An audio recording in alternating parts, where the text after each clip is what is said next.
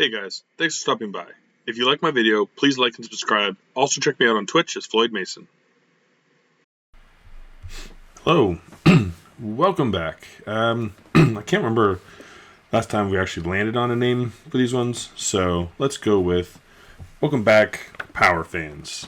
That's right, we are on to talking about Nintendo Power episode number 2. So this is a pretty sweet cover here. Castlevania 2 Simon's Quest. Again, a pretty decent shape copy. Got the power tools on the back. Cool advert. But yeah, I liked the kind of look of the first one with the clay type thing, but this one's pretty badass. I mean, you got the castle in the background. You got Dracula's head, because again, he's dead in this game. So, pretty cool one.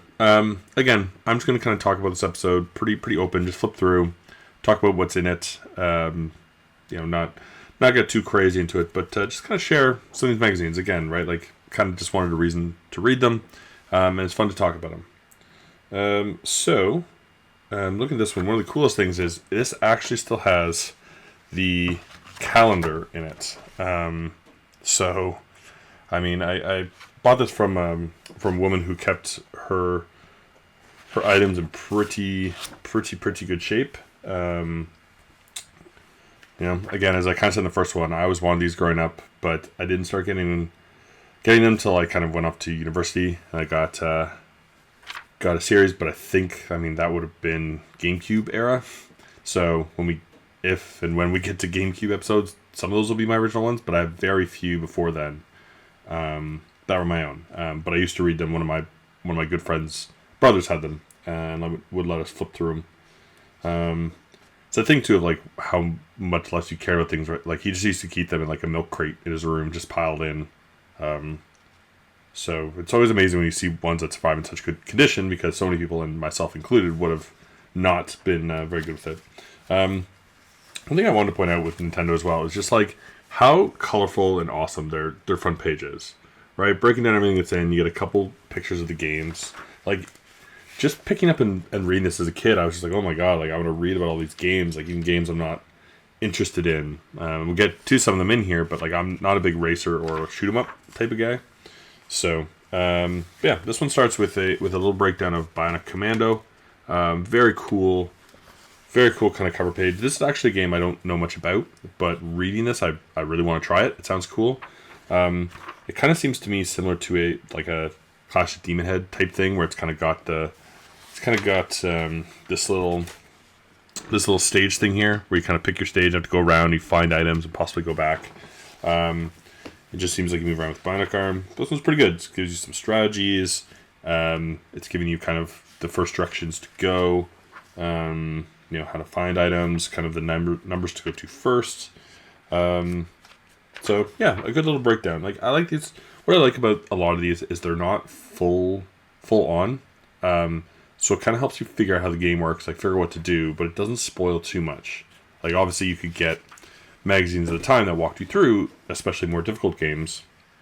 And again, they wanted you to call in as well and spend more money. But I feel sometimes too, with the ease it is to get a walkthrough, that you give up on games too quickly. I certainly do. I kind of have a rule. If I'm stuck for over 20 minutes, I just look it up because I have so many games that I want to beat that I can't afford to waste a night solving something anymore, which ruins some games, right? Like some games are they're meant to be tricky, and that's kind of the joy of it, but usually puzzler ones I don't bother looking up unless I'm completely stumped. But if I'm playing a game, it's like I just don't know where to go. I'll look it up after about 20 minutes. But yeah, pretty good. I mean, it seems to go all the way to the final conflict here, so I don't know if maybe it tells you everything or just kind of gives you a hint of what's to come. But the pictures are cool. The drawings are really cool in it. It's got a lot of write-up. I mean, it's doing its job. I want to play this game now. I've never played it, but these pictures make me want to. Up next is Life Force. It's kind of a breakdown of this. This again, I know it's a pretty big game. It's not really for me. I've played it, and it's fun. but I don't get too into shoot 'em ups. I think they're okay, but usually not on my top list of things to play. But this one's pretty good, right? Like it's just kind of showing you like for these stages, kind of what comes first. So it's breaking down to parts. Over here, it's got kind of the boss strategy.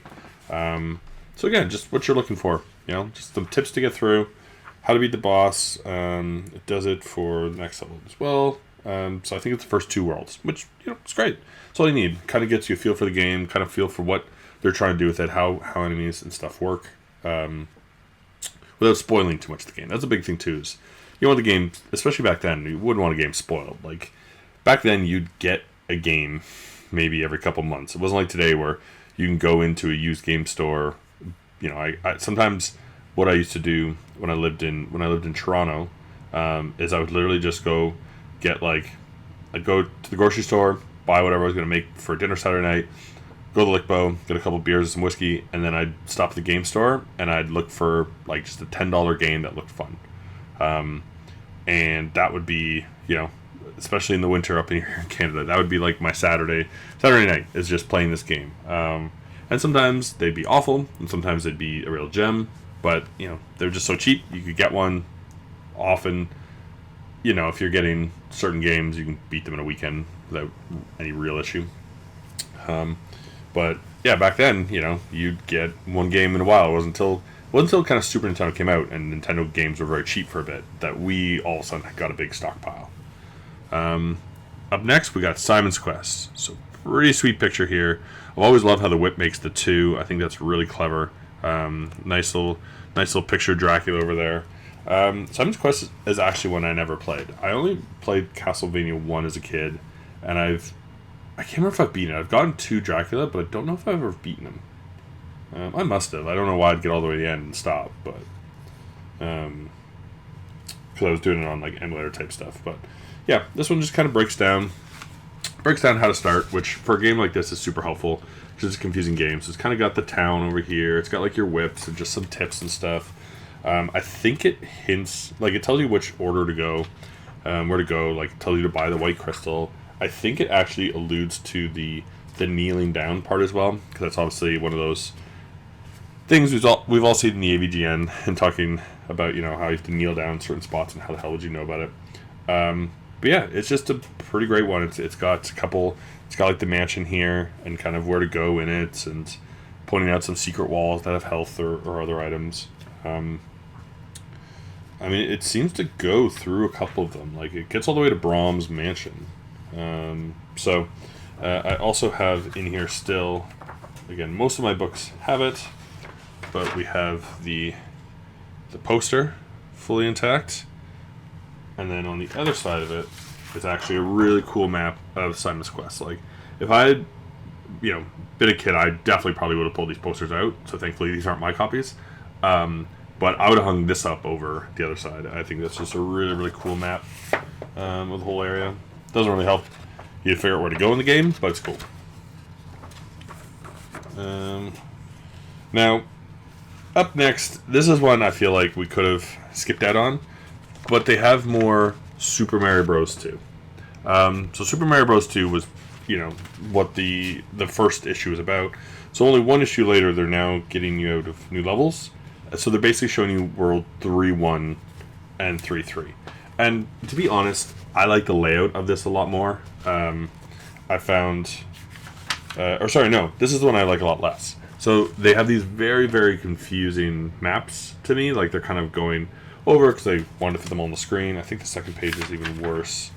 Yeah, and to be fair, this is a confusing level, but it's so confusing to read and look at, where I feel like they did a better job on the first one. Look at this. What's going on over here? Just tilted. They got Mario pushing it. Who knows? So I just feel you already gave people some Super Mario Bros. 2. I know it's probably a super popular game at the time, and they want to push it, but I just don't feel like you needed to devote 6 or 8 pages, or whatever they got here, to World 3 of the game. Maybe if they'd done a tip thing, maybe if they'd heard feedback, people were stuck at certain points, that they're okay, here's some big tips for the game, and showed a picture of oh, this is how you get here, if you do this jump or use the bomb here, it helps. But just a full breakdown, I'm not huge on. And again, I think the magazine's still finding its kind of its way, because some of the layouts I really like. Like, again, the Bionic one made me really want to play the game. This next one here looks pretty cool, but the Mario one just felt so thrown together. Wasn't a huge fan of it. But next up we have Renegade. I think I played this game, but not really. I think it was a rental. I never owned it, so didn't play it too much. Seems like a Double Dragon type one, moving left to right, fighting. Again, the page is pretty cool. It's got the wall. Just got kind of like, I like how they have just kind of like little cutouts around it, and they're just showing like how to move, and like a bit of a breakdown of the stage. So it's not a full like level walkthrough, but just giving tips. And like, this is what I feel maybe Super Mario 2, if they wanted to be in this magazine, should have done. And now you meet a really bad dude. So that's pretty good. Yeah, I mean, it looks okay. I'm not like chomping at the bit to play that one. It'd be one if I got it and I was working through my NES library. I try to beat it. Typically what I do is I'll set up a system. Like, I'll kind of build up some newer games, and then I'll turn on system. I'll play a couple of games at once. And like, usually what I'll try to do, I did it not too long ago with my Sega, because I decided to beat through all my NHL games. Basically, for me to beat them, I had to win the playoffs. Was kind of my beat goal, to kind of that game's beat. But then I'll put in a couple other games, and it's just like, okay, like, I've bought ones that I really want to play since then, so I'll do those. And then also probably try and throw in a game that, like, I'm not super excited about, but want to play through. And sometimes you find cool ones. Like, I think my last playthrough I did like Zero Tolerance, which was awesome, although it got really annoying at the end. Is what it is. Was a really fun game. And I also beat Super Thunderblade, which was fun, but so frustratingly hard. It took forever. But I had a couple over there. I can't remember, because I got Page Master recently. I don't know if I've ever beat that. And I also have Pitfall, which I've definitely never beat, but I love that game. And one day I will beat Kid Chameleon. It's hard. I don't know how to do it. I hope maybe if they have it in the power, I'll beat it. But yeah, up next we got RC Pro-Am. Pretty cool picture. Again, this wouldn't be a game necessarily for me. I'd play it. I have played it. I played it a bunch.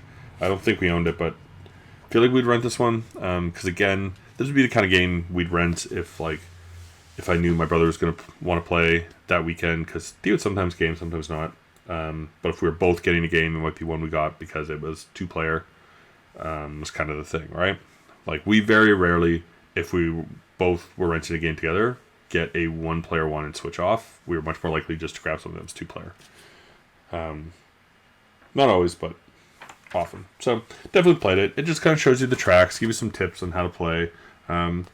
So it's cool, right? Like, you kind of see it, you kind of get in mind.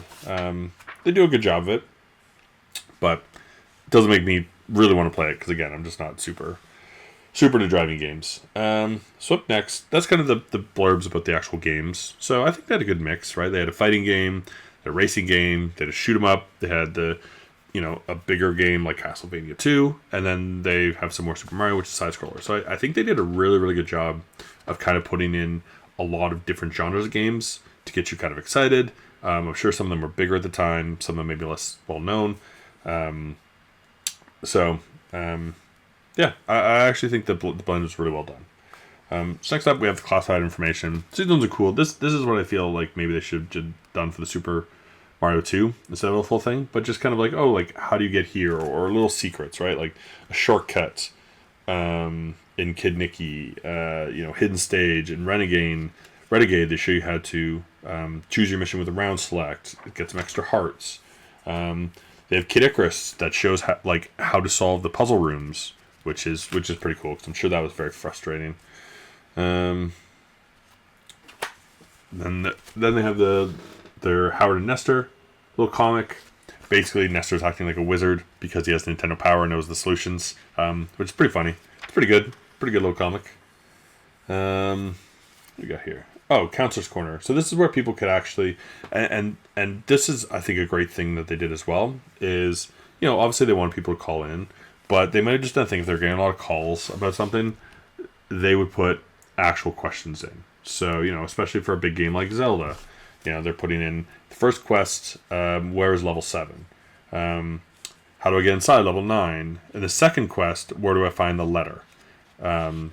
Just great questions that maybe they were hearing a lot and they didn't want, their consumer to get too frustrated. So they're like, okay, we've heard this enough now. Like, we're going to help people. So they have it too. So they got some Super Mario ones. They got Metroid. They got Kid Icarus. And like Metroid, how do I defeat the mini bosses? Which is a great question because they're tough. And the reset in Metroid is quite difficult. It's similar to Zelda, where Zelda sends you back to the start of the level, but only with 3 hearts, which is, it's useless, right? Like, then you got to go and farm life. Metroid's the same, where even if you have health upgrades, if you die, it doesn't fill them. I actually just beat Sonic Frontiers. Been wanting to play that for a while, and it had the same crap where the final boss, the way you fight the bosses, you kind of have a timer, and the timer is how many hearts or how many rings you have. But it doesn't give you enough rings, even if you have a great battle to fight him. So you have to quit the game and reload it, which is so stupid. Just give me my rings. Like, why do I have to, if I die, do I have to stop and go collect the rings again? I mean, I get why games back then did it. They didn't know any better. They wanted to pad it out a bit. But new games, don't do this. Just, if I've unlocked 10 hearts and I die, fill me with my 10 hearts. Like, why are you making me go and cut grass and look for hearts? Like, stop it. Alright, up next we have Golgo 13, which is again another game I didn't really play. I don't think I've ever played it. But you're a spy, and again, it just kind of shows you, this one's less of a walkthrough, more of a just kind of showing you about it, which is nice. Just kind of explain the game. I don't know, maybe at the time this was a newer game or one that maybe sales weren't doing so well, so they want to get people excited about it.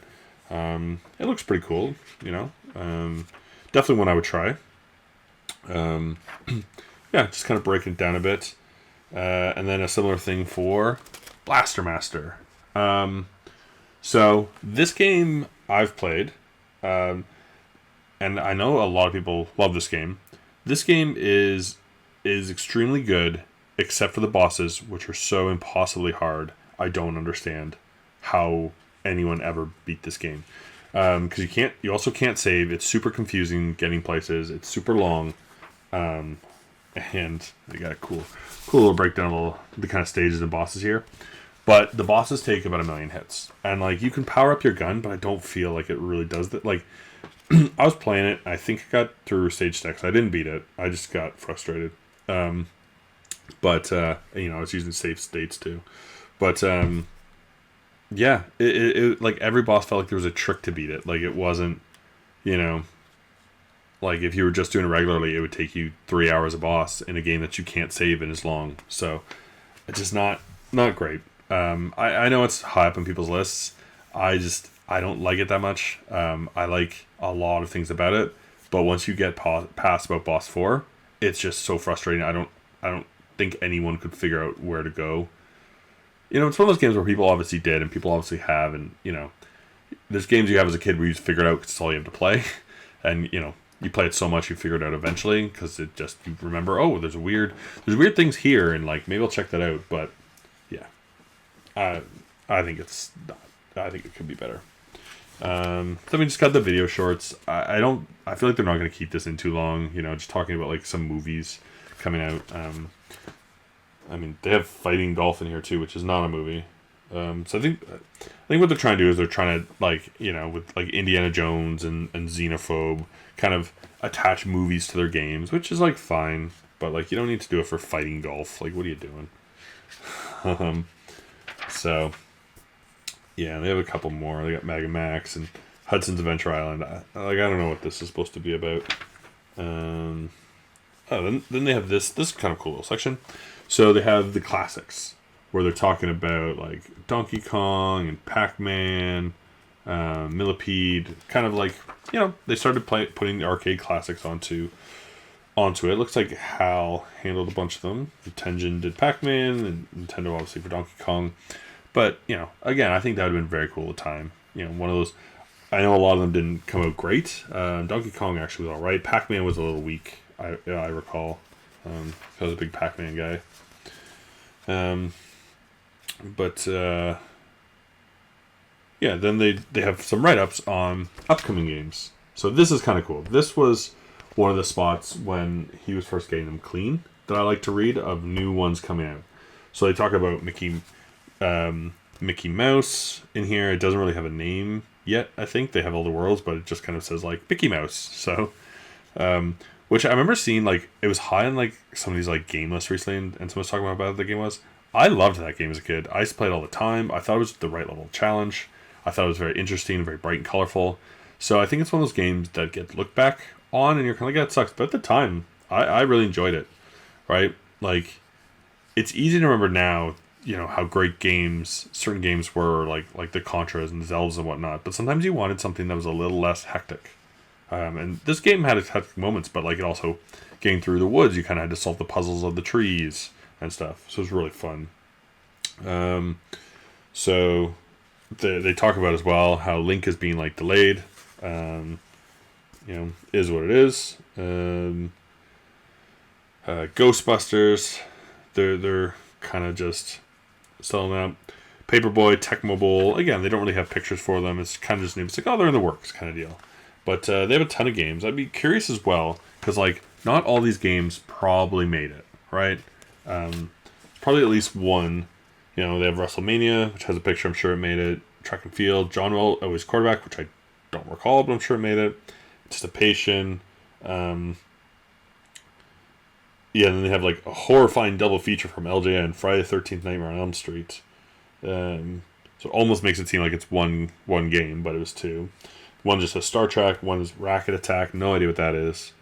They have the TMNT in here, talking about 6 months away. Sesame Street series, RoboCop, Who Framed Roger Rabbit. So unless Racket Attack didn't make it, I think most of those became games. But I'm sure there's ones that they put in there and then they just don't end up making it. But maybe they had a level. So two cool pages here back to back. So first we have talking about the Power Pack, which I actually had as a kid, which was very cool. I think we really just played track and field, and there was a burger game on it, but both a lot of fun. And then they have an interview with the brothers who started Rare. So Rare was already getting recognition at this time. Like, they wouldn't really start killing it until the 64 Rare is absolutely amazing. And I read a book about the production and how they made GoldenEye, which is such a cool read. It was such a good read. But yeah, they're already making Wizards and Warriors and stuff, and kind of getting some notoriety. Which again, you have to do, and then they kind of got some free reins going forward. Then they talk about TV and some celebrity stuff. They got some football stuff, and then they go to the mailbox. So these are all nice letters. Like, I read them all. It wasn't like last week. Last magazine they had the one about the grandma playing and stuff, which is very sweet. These are all like very nice. Nice ones, and just kind of answered some questions. I love the first one is that they're like, well, my friends and I have an idea for a game. Can we send it to you? And they're like, nope, we can't take it. Like, please don't send them. And it's always just that thing of like, legally, you don't want anyone sending you a game idea. Then 3 years later, somebody randomly makes one, and then they try and sue them because they had that idea first. So I feel like they put that right at the top to be like, please don't send us your ideas. It just causes us headaches. But yeah, no, it's a nice little letters. Like, it's nice reading them and kind of seeing what people thought of at the time. Then they have the Achievers stuff where they tell all the records. Again, this is like kind of cool, and I feel like back in the day you'd kind of play and like see maybe how you were holding up. But it's the thing where I'm sure a lot of these are fake. Like track and field, somebody got 999,000 points. And then so next is like 838, and then it falls off to 602, and then 300,000. Like, it's just such a big fall off that's like, did you? Like, yeah, they had a picture, like, you had to take a picture, but like, I wonder how much if they were just like Kid Icarus, like, everybody says they got full points. Like, maybe, but it seems kind of crazy. You never know, right? You never know. Maybe these kids are that good. Obviously there's kids who also probably had like one game and just mastered it. But I think it's would have been cool to kind of look at your own score, but I just, as an adult, I'm cynical and don't believe a lot of them.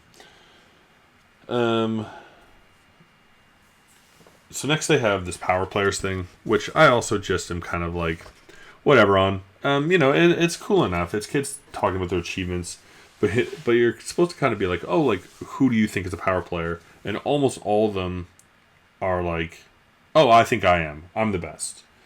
And just talking about how quickly they beat games. And it's just like, it was like expensive to have games this time. If you're beating like 7 games in a month, like maybe you have too much access to games. Maybe you're gaming a little much. But yeah, this Pete the Natural Bryn. He's 17, so he's probably got more time. Again, right? Like there was definitely kids who were just superstars and just picked up games like, early day speedrunners who were just looking for glitches and fast ways to beat games and stuff. So don't be too mean on them, but I don't care to read about, other people's achievements in that sense when, like, who knows if they actually beat the games. So up next, they have a game ranked. So they've just kind of ranked all the games. I think they still do it by the 3 groups for now. But number 1 is Zelda, where it should be.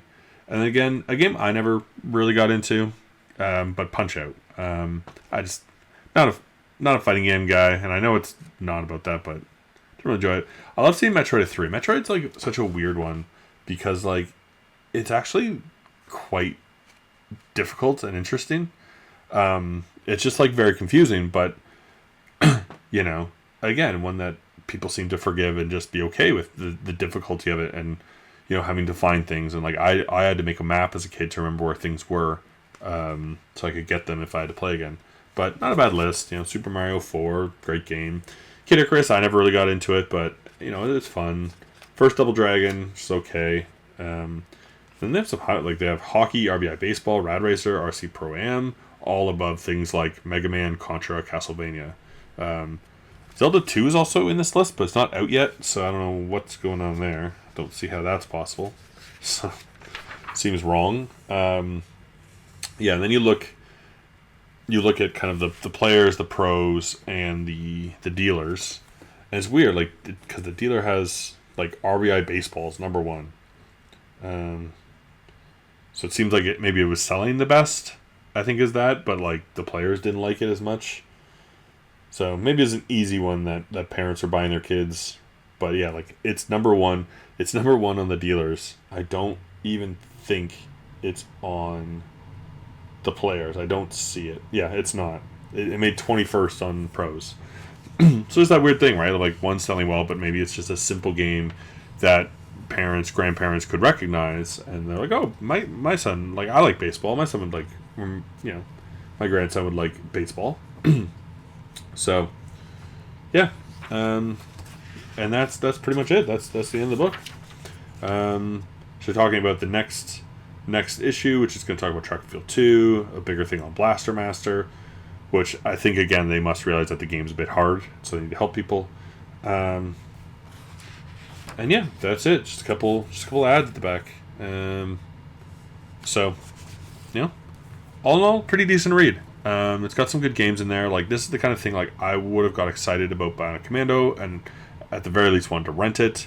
Getting some tips for Zelda is always helpful, because, like, while everyone knows it now, like, those things were tricky and not as well known about at the time. And overall, a pretty good read. Quite enjoyed it. So that's going to do it for this one. I'll get to reading number 3 when I can. And we'll see how that one is. Like, I think they're still finding their way a bit. Like, I typically like to read more a good mix of walkthrough of a couple games, but just a breakdown of a couple games. I found the interview with the brothers who made Rare very interesting. I like to read the mailbag stuff. I think those are fun. Again, I'd rather hear about people's experience with playing games instead of them bragging that they just beat a bunch of games. So I'd like more mailbox. And then the tips of where people are really stuck is interesting. Because you kind of get a glimpse into, okay, what were people really struggling with back then to beat? And it's like, oh yeah, like, that part is very difficult. Like, no wonder they needed help. Like, who knows how I even figured that out? Maybe I read it in this magazine as a kid and forgot, or somebody read it in this magazine and told me about it. Yeah. Thanks for watching. Please click to check out my other videos, like and subscribe, and come by Twitch under Floyd Mason to join my live streams.